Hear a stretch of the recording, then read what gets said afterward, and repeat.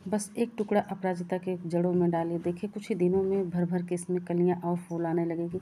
अगर आपके भी पौधे में फूल नहीं आ रहे तो ये ज़रूर डालिए टुकड़ा। हेलो दोस्तों, वेलकम है आप सभी का मेरे यूट्यूब चैनल में। तो आज मैं बात करने वाली हूँ दोस्तों अपराजिता के प्लांट के बारे में। अगर आपके भी अपराजिता के प्लांट में फूल कलियाँ नहीं आ रही हैं, पत्तियाँ पीली होकर के झड़ रही हैं, प्लांट की ग्रोथ रुक गई है, तो आज मैं आप सबको बस एक छोटा टुकड़ा बताऊंगी जिसे आप अगर अपने पौधे में डालेंगे तो देखेंगे कुछ ही दिनों में आपका पौधा पूरी तरह से फूलों से भर जाएगा और पौधे की ग्रोथ भी बहुत अच्छे से होगी। पौधा बिल्कुल हरा भरा हो जाएगा। जो आपका बेजान जैसा पौधा दिख रहा है तो उसको आप बिल्कुल हरा भरा कर सकते हैं। दोस्तों मेरी तरह देख सकते हैं मेरा पौधा कितना हेल्दी और कितना हरा भरा है, और इसमें ढेरों सारे कलियां और फूल भी आ रहे हैं। पूरा फूलों से लदा है मेरा पौधा, देख सकते हैं आप सब भी दोस्तों। तो सबसे पहले नंबर पर दोस्तों, अगर आप इसे लगाए हैं तो आप इसकी देखभाल करना भी ज़रूरी होता है, क्योंकि जब हम टेरेस पर गार्डनिंग करते हैं, छोटे छोटे गमलों में प्लांट लगाते हैं, तो उसकी एक्स्ट्रा केयर करनी पड़ती है। जब मिट्टी में प्लांट लगे होते हैं, ज़मीन में लगे होते हैं मतलब, तो उसमें ज़्यादा हमें केयर करने की ज़रूरत नहीं होती है। वैसे ही हमारे प्लांट को वो जो न्यूट्रिशन होता है ज़मीन से ही मिलता रहता है, तो हमारे प्लांट की ग्रोथ बहुत अच्छे से होती है। तो आप भी अगर छोटे छोटे गमलों में ये प्लांट लगाए हैं तो आपके भी प्लांट कैसे इसको घना बनाएं दोस्तों, तो और कैसे इसकी ग्रोथ को बढ़ाएं, तो वही मैं आज आप सबसे शेयर करूंगी। और आपको एक ऐसा फर्टिलाइज़र भी बताऊंगी जिसे आप डालेंगे तो आपके पौधे की ग्रोथ बहुत तेज़ी से होगी। बिल्कुल मेरी तरह आपके भी पौधे में ढेरों सारे फूल और कलियां आएंगी। भर भर के फूलों से लद जाएगा आपका पौधा दोस्तों। तो अगर इसे आप लगाए हैं तो सबसे पहले नंबर पर इसकी लोकेशन आप ध्यान में रख करके रखिए दोस्तों। जैसे ऐसी जगह पर रखिए जहाँ इसको फूल धूप लगे, क्योंकि इस समय अब विंटर आने वाली है तो धूप थोड़ा कम हो गई है। अगर इसे धूप कम मिलेगी तो पौधे में फ्लावरिंग नहीं होगी, ज़्यादा फ्लावरिंग भी नहीं होती है और पौधे की ग्रोथ भी रुक जाती है, क्योंकि जो सूर्य की रोशनी से ही पौधा अपना भोजन बनाता है। तो जब सूर्य की रोशनी ही नहीं मिलेगी तो पौधे की ग्रोथ बिल्कुल रुक जाएगी। पौधे में ना ही कलियां आएंगी ना ही फूल आएंगे, पौधा आपका बिल्कुल बेजान जैसा दिखने लगेगा दोस्तों। तो इसे फूल धूप में रखिए और इस समय इसमें जब पानी डालिए तो चेक करके पानी डालिए। इसे ज़्यादा ओवर वाटरिंग बिल्कुल भी ना करिए, क्योंकि अब इस समय मिट्टी इसकी जल्दी ड्राई नहीं हो रही है, हल्का धूप हो गया है पहले की अपेक्षा। तो अब इसे जब भी पानी डालिए तो मिट्टी चेक करके डालिए। अगर आप इसकी मिट्टी गीली बना करके रखेंगे तो पौधे में फूल नहीं आएंगे। जब इसमें मिट्टी सूखी रहेगी दोस्तों तब फूल बहुत अच्छे से आते हैं। और तीसरे नंबर पर दोस्तों, अगर आपके पौधे में भी ऐसे ही सीड्स बन रहे हैं, फलियां बन रही है, तो अगर आपको फूल ज़्यादा चाहिए तो आप इसके जो फलियां हैं इसको तोड़ करके आप हटाते रहिए। अगर हाँ आपको अगर सीड्स चाहिए अगले साल के लिए तो इसकी फलियां अभी रख सकते हैं आप। जब ये मैच्योर हो जाए, पूरी तरह से सूख जाएं, तब इसको आप कलेक्ट करके अगले साल के लिए रख सकते हैं। लेकिन अगर आपको फूल और सीड्स दोनों चाहिए तो ऐसे रहने दीजिए। और जो अगर काम भर के सीड अगर आपको मिल जा रहे हैं तो जो सूखे हुए फूल हैं दोस्तों इसको आप हटाते रहिए, ताकि हमारे प्लांट में अच्छे से और ज़्यादा फ्लावरिंग हो सके। क्योंकि जो सूखे हुए फ्लावर होते हैं तो ऐसे जब सूख करके ख़त्म हो जाते हैं तो यहाँ से ये फलियाँ बनना शुरू हो जाते हैं, यहाँ से सीड्स इसी में बनते हैं दोस्तों। तो इसको हटा दीजिए। ज़्यादा अगर सीड्स नहीं चाहिए तो इसको आप हटाते रहिए। एक दो फलियाँ आपके लिए बहुत ही काफ़ी हैं, क्योंकि हमारे ये प्लांट भी अगले साल के लिए ये सेव हो जाएंगे। विंटर वैसे तो एक बार अगर इसे आप अपने गार्डन में लगा लेंगे तो दोस्तों तो ये सालों साल बना रहने वाला प्लांट होता है। इसकी प्रूनिंग कटाई छटाई करके आप इसको सेव कर सकते हैं अगले साल के लिए।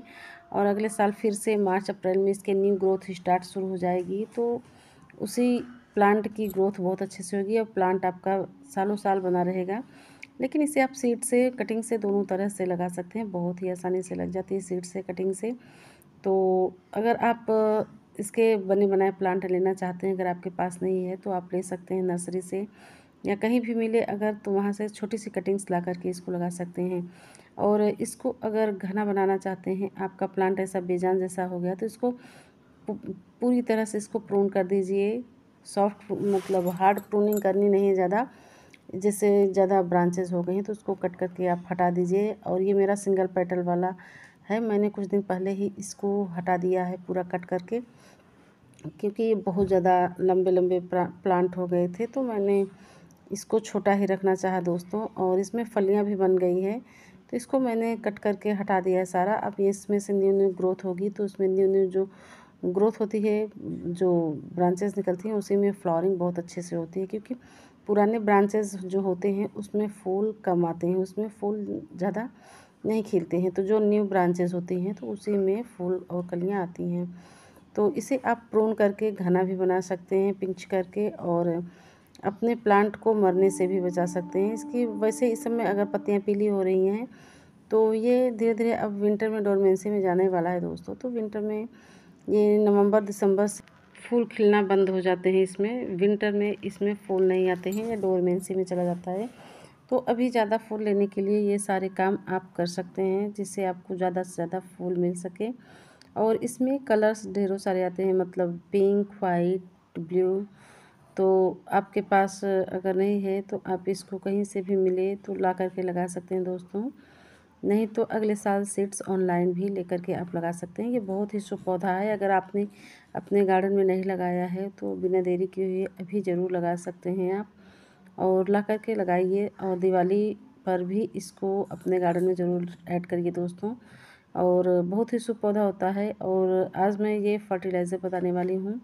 जो सरसों की खली है दोस्तों, ये हमारे प्लांट की ग्रोथ को बढ़ाएगी, और प्लांट में जितने भी न्यूट्रिशन की कमी है वो सब दूर होगी। अगर प्लांट में कलियाँ फूल नहीं बन रहे हैं तो इसको डालेंगे दोस्तों, तो इससे प्लांट में कलियाँ और फूल आने लगेंगे। इसमें भरपूर मात्रा में NPK होता है, जो हमारे प्लांट को सारे न्यूट्रिशन मिल जाएगा। तो प्लांट में अगर फ्लावरिंग नहीं हो रही दोस्तों, तो इसको ज़रूर अपने प्लांट में इस्तेमाल करिए, फिर देखिए इसका रिजल्ट कितना अच्छा आता है।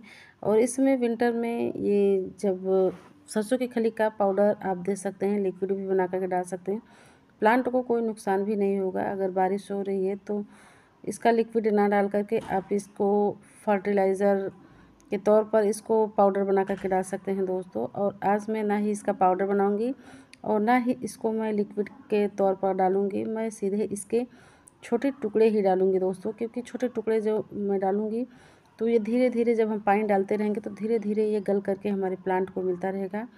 और प्लांट में न्यूट्रिशन की कमी अगर होगी तो दूर होगी, और प्लांट में धीरे धीरे फ्लावरिंग लगातार करता रहेगा।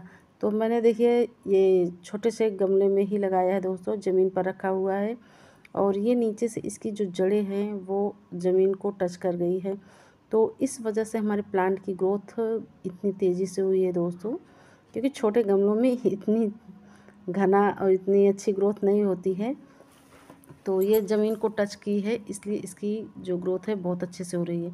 तो बस मैं बिल्कुल छोटा सा टुकड़ा डालूँगी इसमें। तो सरसों की खली को आप ज़रूर इस्तेमाल करिए अपने सभी पौधों में।